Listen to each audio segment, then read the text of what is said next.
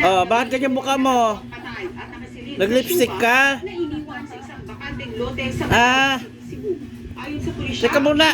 Ayan, diyan ka lang ha. Oh, tingnan mo, nag-lipstick ka. Ah. Bad yan ha, nag-lipstick ka ha.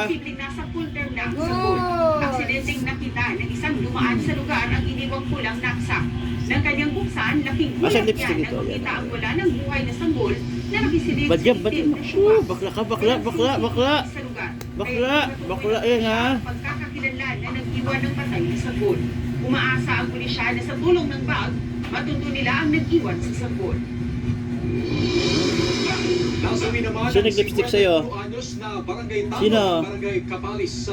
Sino nag-lipstick? Ha? Ginawa mo yung lipstick? Dila ka nga, dila. Nasagasa ang aso habang siya ay nagmomotorsiklo. Kiss. Pero hindi niya ito pinansin.